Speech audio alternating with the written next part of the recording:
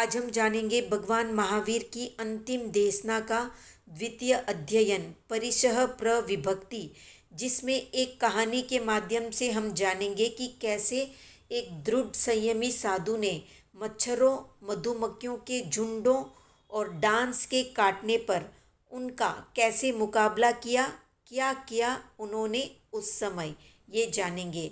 एक मच्छर के काटने पर हम हिट आदि आदि की दवाई से मच्छरों को भगा देते हैं। कभी उन पर स्प्रे कर देते हैं तो कभी मैट इत्यादि चला देते हैं। पर इस कहानी के पात्र ने क्या किया वो हम जानेंगे।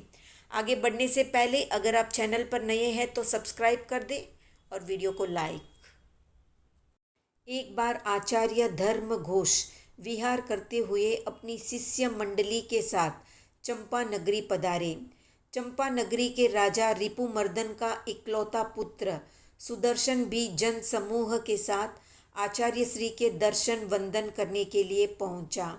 आचार्य श्री ने उपस्थित जनता को वैराग्यपूर्ण धर्म का उपदेश दिया। आचार्य श्री के उपदेश को सुनकर राजपुत्र सुदर्शन ने जान लिया कि ये सांसारिक सुख, भोग, ऐश्वर्य आदि सब तुच्छ और नासवान है, संसार परिभ्रमण बढ़ाने वाले हैं। वीतराग प्ररूपित मुनि धर्म ही आत्म कल्याणकारी है, इसलिए मुझे सांसारिक काम भोगों से विरक्त होकर मुनि दीक्षा लेनी चाहिए। ऐसा संकल्प करके अपने परिवार से दीक्षा की आज्ञा प्राप्त करके राजकुमार सुदर्शन ने वैराग्य भाव से आचार्य धर्म घोष से मुनि दीक्षा ग्रहण की। आचार्य श्री के चरणों में रहकर सुदर्शन मुनि ने विनय पूर्वक शास्त्रों का अध्ययन किया। उसके पश्चात शास्त्र में पारंगत होने के बाद दृढ़ पराक्रमी सुदर्शन मुनि ने गुरु से आज्ञा प्राप्त करके एकल विहारी प्रतिमा स्वीकार कर ली। एक बार शरद ऋतु में एकाकी विहार करते हुए वे एक जंगल में पहुँचे। रात्रि प्रारंभ होते ही मुनि ने 5 प्रहर का कायोत्सर्ग धारण कर लिया। रात्रि के प्रथम प्रहर में सुई की नोक जैसे तीक्ष्ण मुख वाले हजारों लघुकाय मच्छर उनके शरीर को चारों ओर से काटने लगे। दूसरे प्रहर में उनसे भी बड़े कीड़ों ने काटा। तीसरे और चौथे प्रहर में उनसे भी बड़े डांस, मच्छर आदि कीटों ने मुनि के शरीर पर एक साथ आक्रमण करके तीव्र वेदना उत्पन्न कर दी।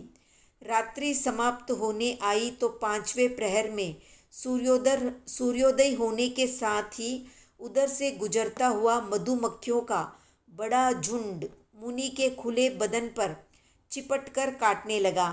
अनेक प्रकार के डांस, मच्छर, कीट आदि के भयंकर उपद्रव के कारण मुनि के शरीर में हजारों बिच्छुओं द्वारा काटने जैसी तीव्र असह्य वेदना हो रही थी।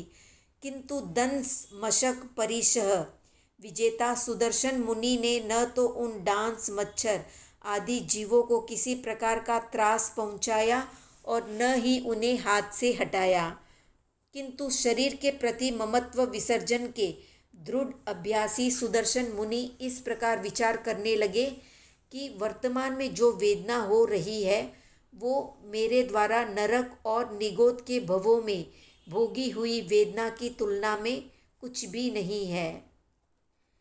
इससे भी अनंत गुनी वेदना नरक में अनंत बार हमने सहन की है। असी पत्र, छूर पत्र, कदम्ब चीरिका पत्र से छेदे जाने पर, भाला, बाण, छुरी, सुई के अग्रभाग से और कपिक कच्छू, क्रोंच की फली आदि से और बिच्छू के डंक से भेदे जाने पर या जलती हुई आग में जलाए जाने पर जो वेदना होती है, इससे भी अनंत गुनी वेदना नरक में प्रतिक्षण होती है। इसी प्रकार निगोद के भव में भी अपार दुख सहन किया है। निगोद में सुई के अग्रभाग, प्रमाण, कंद आदि में असंख्यात श्रेणियाँ होती है। एक एक श्रेणी में असंख्यात प्रतर होते हैं। एक एक प्रतर में असंख्यात गोले होते हैं और एक एक गोले में असंख्यात निगोद शरीर होते हैं। फिर एक एक निगोद शरीर में अनंत जीव रहते हैं। वे एक ही साथ श्वासोश्वास लेते हैं। एक एक श्वासोश्वास में वे निगोद राशि के जीव 17.5 बार जन्मते हैं और उतनी ही बार मरते हैं। इस तरह सोचते हुए उन्होंने सोचा कि इन दुखों की अपेक्षा इन दंश मशकों के उपद्रव से होने वाला दुख कितना छोटा है, कितना कम है। फिर ये शरीर और आत्मा तो दोनों अलग अलग है। इस प्रकार का भेद विज्ञान होकर भी मैं इस शरीर पर कैसे ममत्व कर सकता हूँ। इसलिए इस नाशवान शरीर से अगर इन डांस मच्छर आदि जीवों की तृप्ति होती हो तो इसमें भी शुभ भावना से मेरा कल्याण है। इस प्रकार के उत्कृष्ट शुभ अध्यवसाय से दंश मशक परिशह को सहन करते हुए सुदर्शन मुनि ने शुक्ल ध्यान और शुभ परिणामों की धारा से केवल ज्ञान केवल दर्शन प्राप्त कर लिया। उसके पश्चात आयुष्य के अंत में समस्त कर्मों को क्षय करके सिद्ध बुद्ध मुक्त होकर अनंत अव्याबाद एवं शाश्वत सुख के धाम मोक्ष में विराजमान हो गए। तो इस तरह सुदर्शन मुनि ने समभाव पूर्वक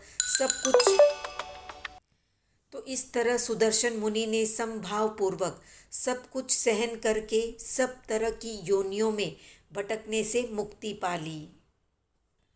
तो आज का प्रश्न है कि भगवान महावीर के अधिष्ठायक देव और अधिष्ठायिका देवी कौन है, कमेंट में बताएं।